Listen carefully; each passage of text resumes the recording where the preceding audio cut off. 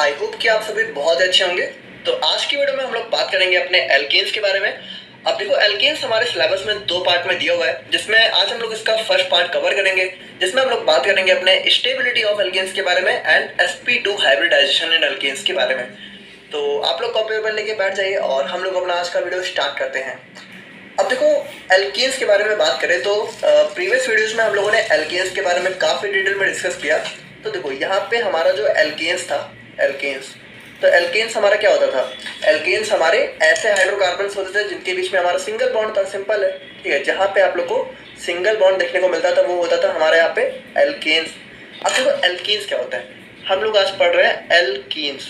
देखो, ईन्स हमारा कहाँ लगता है? जहाँ पे कार्बन कार्बन के बीच में डबल बॉन्ड आ जाता है, यानी कि हमारे ऐसे हाइड्रोकार्बन्स जहाँ पे आप लोग को जो है कार्बन कार्बन। देखो, एक चीज ध्यान रखना, कार्बन और कार्बन हम बोल रहे हैं, यानी कि कार्बन और कार्बन के बीच में जब आप लोग को डबल बॉन्ड देखने को मिले तो वो हमारा यहाँ पे एल्केन्स हो जाता है।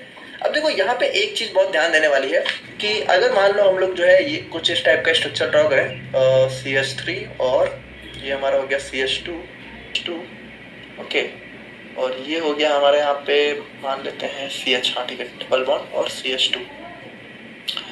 अब आप मुझे ये बताओ कि क्या ये हमारा एल्केन्स है या फिर नहीं है? देखो, यहाँ पे हमारा डबल बॉन्ड तो है, लेकिन डबल बॉन्ड हमारा सिर्फ 2 ही कार्बन के बीच में है, बाकियों के बीच में तो नहीं है। तो देखो, यहाँ पे इस चीज में आप लोगों को कंफ्यूज नहीं होना है, ये भी हमारा यहाँ पे एल्केन्स है। देखो, जरूरी नहीं है कि एल्केन्स में हमारा जो भी कंपाउंड उसमें सारे कार्बन के बीच में डबल बॉन्ड हो। अगर किसी एक कार्बन के बीच में भी मतलब किन्हीं 2 कार्बन के बीच में भी अगर डबल बॉन्ड है तो वो हमारा एल्केन्स हो जाता है।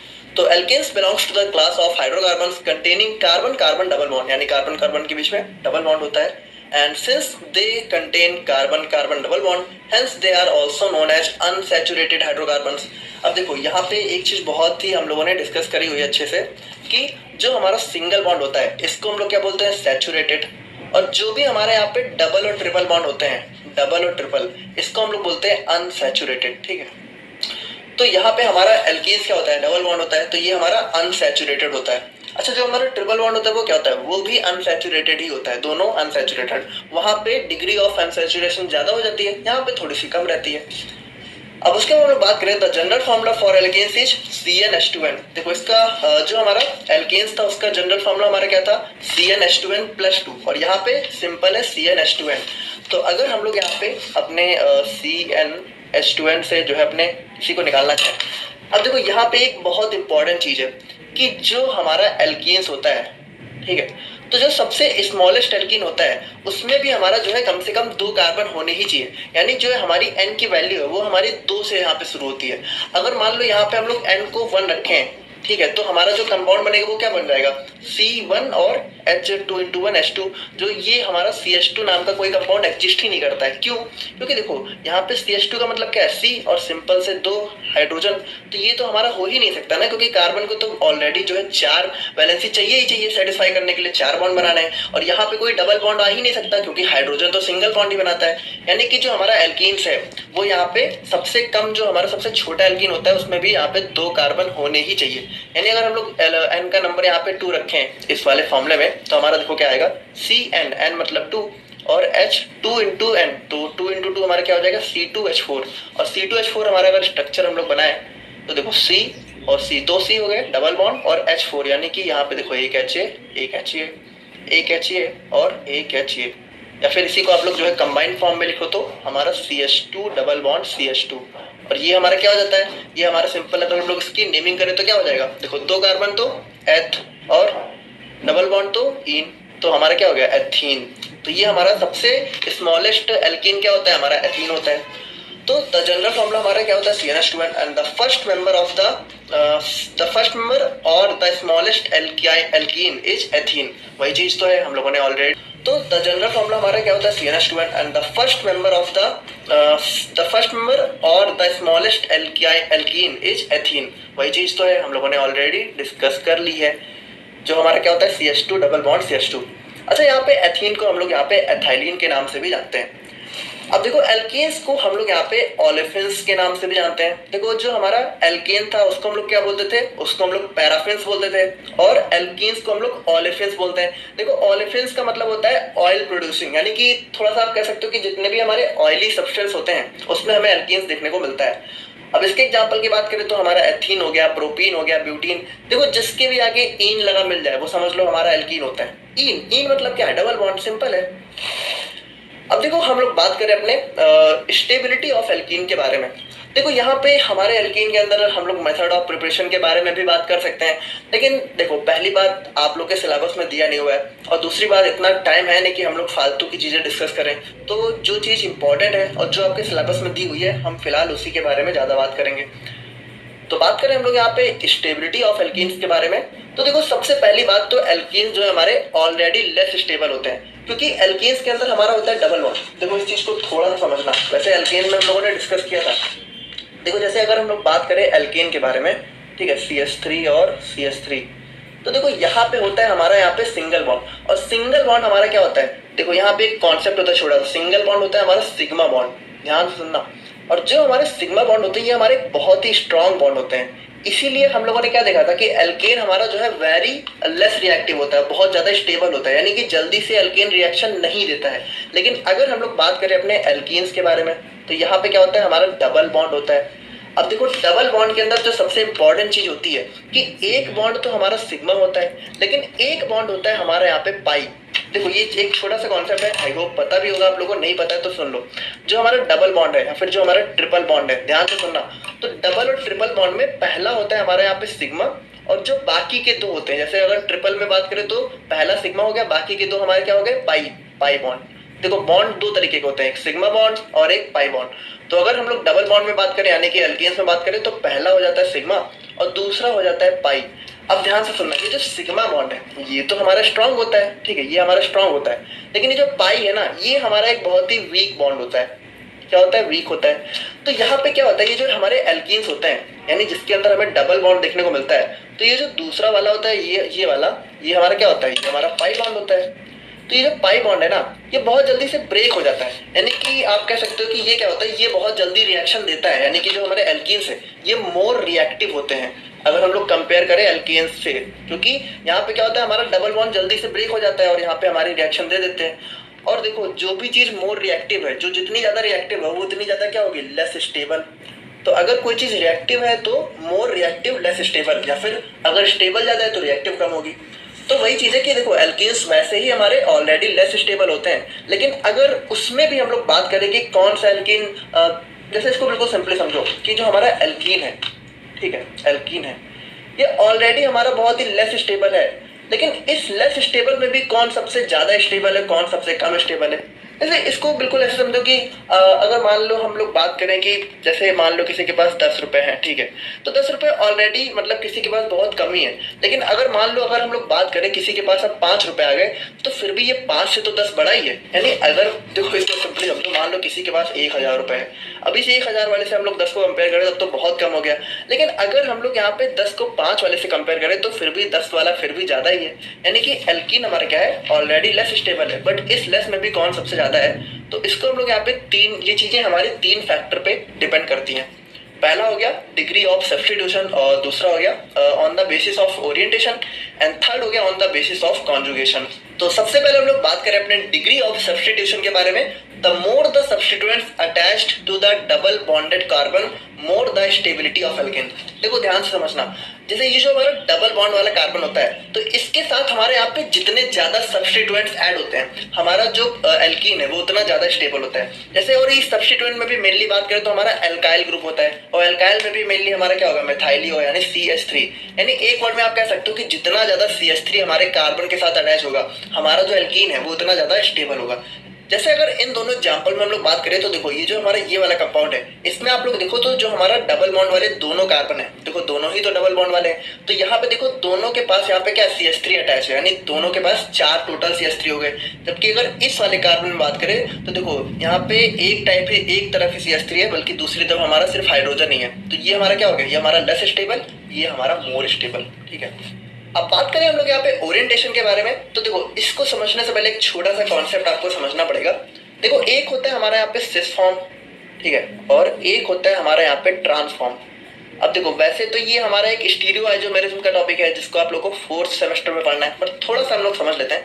देखो सिस फॉर्म क्या होती है? जैसे मान लो 2 कार्बन हमारा दिया हुआ है, ठीक है, 2 कार्बन यहाँ पे भी बना लेते हैं। अब अगर मान लो जो हमारा ग्रुप है, जैसे जो भी हमारा CH3 होता है मेनली, तो अगर हमारा CH3 जो है हमारे कार्बन के, देखो ध्यान से सुनना, जैसे दो हमारे CH3 है और दोनों यहाँ पे सेम साइड जुड़े हुए हैं और दूसरी साइड हमारा कुछ नहीं, सिंपल सा हाइड्रोजन, तो हमारा इसको हम लोग बोलते हैं सिस फॉर्म। सिस फॉर्म में क्या होता है, दोनों जो हमारे ग्रुप है CH3 वाले, ये एक ही साइड होते हैं। और अगर हमारा जो CH3 ग्रुप है ये हमारा, देखो ये हमारा अपोजिट साइड में हो, ठीक है, दोनों का यानी एक हमारा इस साइड, एक हमारा इस साइड, और इधर इधर और इधर उधर हमारा सिंपल हाइड्रोजन, तो ये हो जाती है हमारी ट्रांसफॉर्म। तो जो हमारी ट्रांसफॉर्म होती है एल्कीन्स की, वो हमारी ज्यादा स्टेबल होती है compare to cis form, because trans form have opposite orientation of alkyl groups on double bonded carbon atom. यानी देखो ये जो हमारी ट्रांसफॉर्म है ये ज्यादा स्टेबल होगी बजाय सिस फॉर्म के। देखो यहाँ पे होता क्या है, जैसे देखो हमारा CH3 का मॉलिक्यूलर वेट हमारा ज्यादा होता ही है अगर हम लोग हाइड्रोजन से कंपेयर करें, तो यहाँ पे देखो दोनों जो हमारे CH3 है वो एक ही साइड आ गए, तो यहाँ पे देखो ऊपर वाले साइड में हमारा प्रेशर ज्यादा पड़ रहा है, जबकि नीचे कम हो गया, मतलब प्रेशर नहीं कह सकते तो वेट ज्यादा पड़ रहा है, ठीक है, ग्रेविटी। और यहाँ पे हमारा क्या हो रहा है, यहाँ पे देखो दोनों साइड हमारा बराबर हो गया, यानी यहाँ पे देखो CH3OH मैनेज कर लिया, यहाँ पे CH3OH, यानी दोनों बराबर ही हो गए, तो ये हमारा ज्यादा स्टेबल रहेगा। अब बात करें हम लोग यहाँ पे on the basis of conjugation के बारे में, तो जो हमारे कॉन्जुगेटेड एल्केन्स होते हैं वो हमारे ज्यादा स्टेबल होते हैं कंपेयर टू आइसोलेटेड एल्केन्स। अब कॉन्जुगेटेड और आइसोलेटेड एल्केन्स क्या होते हैं, तो देखो बहुत ही सिंपल है, जहां पे भी आप लोग को जो है हमारा सिंगल और डबल बॉन्ड जो है अल्टरनेट पोजीशन में देखने को मिले, अल्टरनेट का मतलब होता है एक के बाद एक, यानी एक सिंगल एक डबल, एक सिंगल एक डबल, तो वो हमारा हो जाता है कॉन्जुगेटेड। और जहां पे आप लोग को जो है एक एक मतलब डायरेक्टली जो है एक के बाद एक देखने को मिल जाए, जैसे हमारे यहाँ पे देखो हमारा सिंगल के बाद डबल नहीं आया, हमारा फिर से सिंगल आ गया और डबल डबल हमारे दूर दूर हो गए, तो ये हो गया हमारे यहाँ पे मतलब कह सकते हो आइसोलेटेड या फिर नॉन कॉन्जुगेटेड। तो जो हमारे कॉन्जुगेटेड एल्कीन्स होते हैं वो ज्यादा स्टेबल होते हैं। जो हमारा नेक्स्ट चैप्टर है कॉन्जुगेटेड डाइन्स, वो भी हमारा इसी पे बेस है, तो ये हमारे ज्यादा स्टेबल होते हैं। अब देखो यहाँ पे और भी कुछ क्राइटेरिया आप लोग बोल सकते हो, जैसे कि हीट ऑफ हाइड्रोजनेशन जितनी कम रिलीज होगी हमारा जो एल्कीन्स है वो भी उतना ज्यादा स्टेबल होगा। यानी एल्कीन्स के मान लो किसी से रिएक्शन हो रही है और अगर हमारी हीट जो है कम रिलीज हो रही है तो एल्कीन हमारा ज्यादा स्टेबल है। या फिर कह सकते हो कि जितने भी अल्फा कार्बन है तो अल्फा कार्बन जितने ज्यादा होंगे एल्कीन हमारा उतना स्टेबल होगा। बाकी देखो यहाँ पे इतना सफिशियंट है, ये क्वेश्चन बहुत रेयरली होगा तो 5 या 7 नंबर में पूछा जाएगा, तो इतना मैटर इनफ है। तो फाइनली हम लोग बात करें अपने sp2 हाइब्रिडाइजेशन इन एल्कीन्स के बारे में। तो देखो ये टॉपिक पढ़ने से पहले आप लोग को हाइब्रिडाइजेशन पता होना चाहिए, जिसको हम लोगों ने प्रीवियस वीडियो में ऑलरेडी डिस्कस कर लिया है। और अगर मान लो बाई चांस ये क्वेश्चन 5 या 7 नंबर में पूछा गया, देखो वैसे तो 10 नंबर में तो कोई चांस ही नहीं है, बट अगर 7 या 5 नंबर में पूछा गया तो आप लोगों को सबसे पहले हाइब्रिडाइजेशन को एक्सप्लेन करना है, जिसको हम लोगों ने प्रीवियस वीडियो में ऑलरेडी डिस्कस कर लिया है। तो बात करें हम लोग यहाँ पे sp2, तो देखो सबसे पहले ये समझो sp2 हाइब्रिडाइजेशन होता क्या है। When one s orbital combines with 2p orbitals to form new hybrid orbitals of same size, shape and energy, then this type of hybridization is known as sp2। यानी देखो बहुत ही सिंपल है, जब एक s orbital हमारा 2p orbital से combine करता है तो हमारा क्या बनता है, sp2। सिंपल है।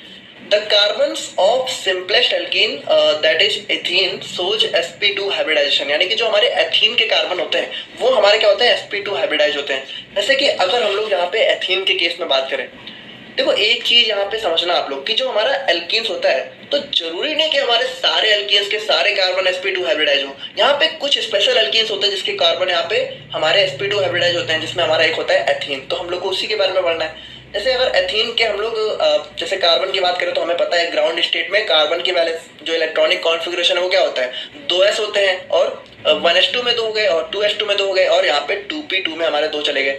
लेकिन यहाँ पे क्या होता है कि एक्साइटेड स्टेट में, यानी कि थोड़ी सी अगर हम लोग ग्राउंड स्टेट में एनर्जी प्रोवाइड कर देते हैं तो ये हमारा एक्साइटेड स्टेट में चला जाता है, जहाँ पे जो हमारे 2s2 के जो भी इलेक्ट्रॉन्स होते हैं वो यहाँ पे जंप करके हमारे 2pz में चले जाते हैं। तो यहाँ पे देखो हमारा ऐसे हो जाता है। लेकिन उसके बाद क्या होता है कि देखो यहाँ पे हमारा बॉन्ड फॉर्मेशन होता है, ये हाइब्रिडाइज्ड स्टेट में चले जाते हैं। लेकिन यहाँ पे देखो सबसे मेन बात यही है कि जो हमारे मेथेन था, जिसको हम लोगों ने प्रीवियस वीडियो में देखा था, वहां पे क्या था, वो जो हमारा S था ये तीनों p ऑर्बिटल के साथ कंबाइन करके हमारा sp3 बना रहा था। लेकिन यहाँ पे स्पेशल केस क्या होगा, देखो एथीन में हमारी स्पेशल चीज क्या होगी कि यहाँ पे देखो जैसे हम लोग बनाए, अगर थोड़ा हम लोग जो भी अनपेयर्ड वाला है उसको बना रहे हैं, तो ये हो गया 2s2 और ये हो गया हमारा यहाँ पे 2p, तो 2p के अंदर हमारे 3, ठीक है। तो ये यहाँ पे देखो ये कुछ इस तरीके से तो है, नहीं सॉरी, हाँ ऐसे नॉर्मल, क्योंकि एक्साइटेड स्टेट में जा चुका है। तो यहाँ पे देखो, अच्छा ये 2p में भी देखो क्या होता है कि एक को हम लोग बोलते हैं 2px और दूसरे को बोलते हैं 2py और तीसरे को बोलते हैं 2pz।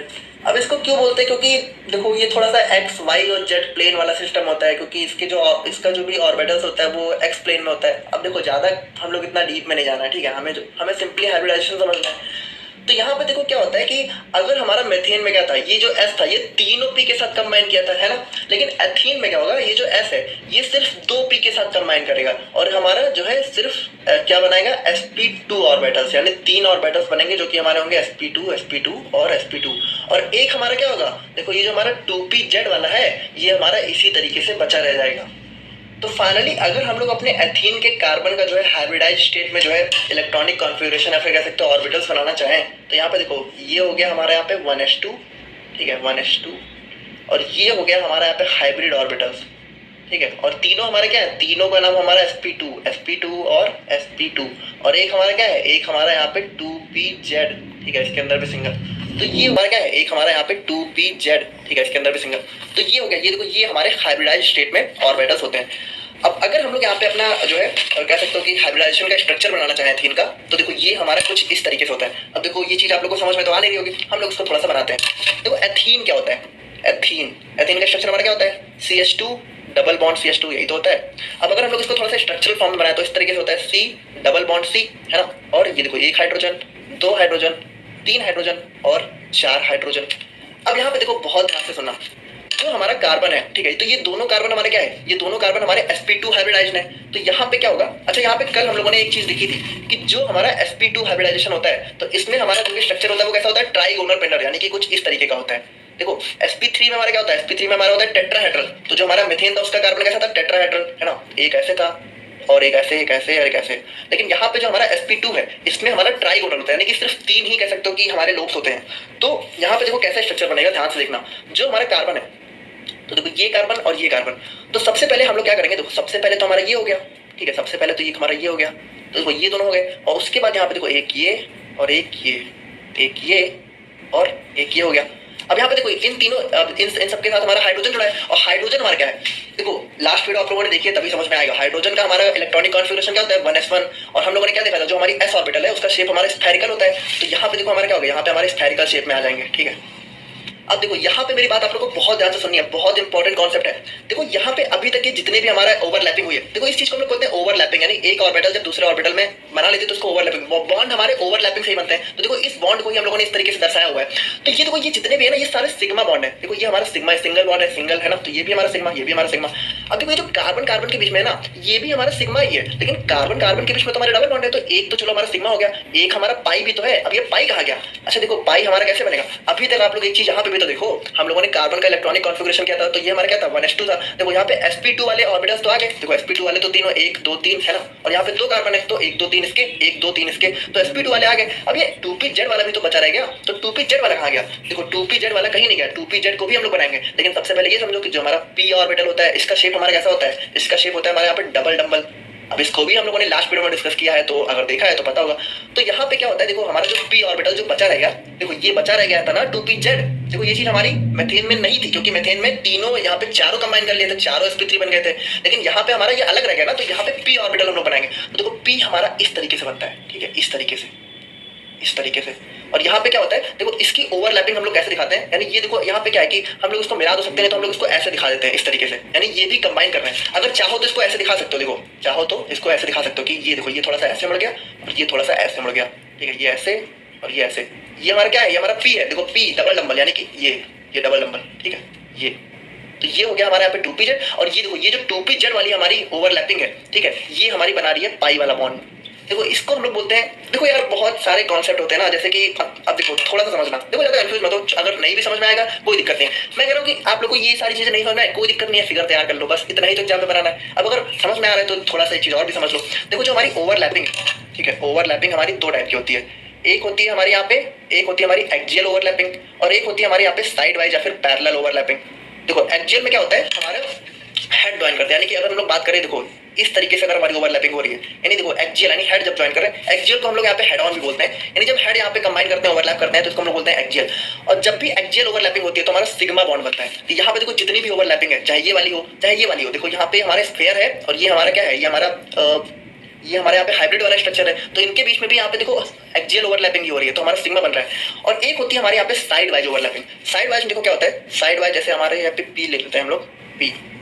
तो यहाँ पे साइड वाइज में देखो ओवरलैपिंग जो है इस तरीके से होती है। ऐसा कह सकते हो कि अगर अच्छे से बनाओ तो हमारा जो है इस तरीके से, देखो ये यहाँ पे क्या होता है, हमारे साइड में घुस जाते हैं, ठीक है। तो ये होता है हमारा साइड वाइज, और साइड वाइज ओवरलैपिंग में हमारे साथ जो है हमारा पाई बॉन्ड बनता है। तो इस वाले स्ट्रक्चर में देखो यहाँ पे हम लोग क्लियर से समझते हैं। यहाँ पे देखो इनके बीच में क्या हो रही है, इनके बीच में हो रही है साइड वाइज, और ये हमारा पी बॉन्ड है। तो ये बना रहा है हमारा यहाँ पे डबल बॉन्ड यानी कि sigma bond, sorry pi bond. और ये देखो ये बना रहा है हमारा सिग्मा बॉन्ड, ठीक है। और बाकी ये सारे तो सिग्मा ही है।